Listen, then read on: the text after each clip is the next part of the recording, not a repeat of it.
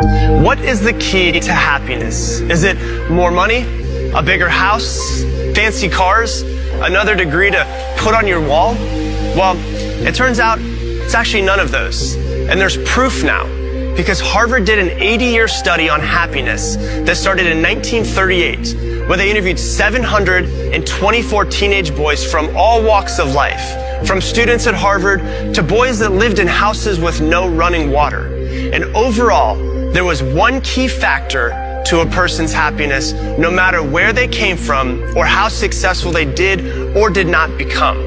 And over the course of 80 years, Harvard found out that the number one thing that mattered the most to an overall happiness that a person had was this: the quality of their relationships. Now, this is not how many friends they had on Facebook or how many people they had stored inside of their cell phones.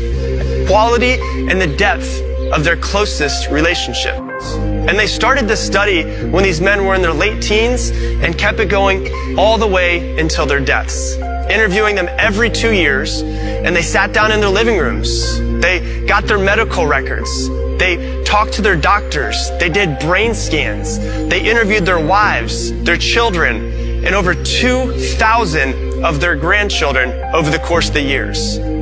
And over again, they found that happiness or lack of happiness came from their relationships. But there was one interesting finding that the professors did not expect. The Harvard professors learned that the happiest people in the study were not only deeply connected with friends and family and their community, but they actually lived longer than those that were not. And they realized that social connections keep us healthier.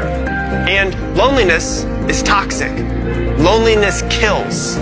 In fact, 70 different studies across the world with 3.4 million participants found out that social isolation and loneliness are linked to premature death. And they found that the men that had the greatest levels of satisfaction in their relationship when they were 50 years old were the healthiest. And the ones that had the lowest levels of satisfaction in their relationships at 50, they didn't even make it to their 80s. So, what can we learn from these men over this 80-year study? If you want to be happy, then there's one thing that you should focus on, and that's the quality of your relationships. And that's with the people that are around you, the ones that you are closest to. Sure, go out and get the success you want, the money, the house, the cars, the business, or whatever else that you desire. That's your prerogative. But don't think that those things will make you happy. Don't think that they'll fill a hole that you feel inside of you. The only thing that can make you truly fulfilled are deep, meaningful, close relationships. So love the ones that are around you and put your relationships first and work on developing them.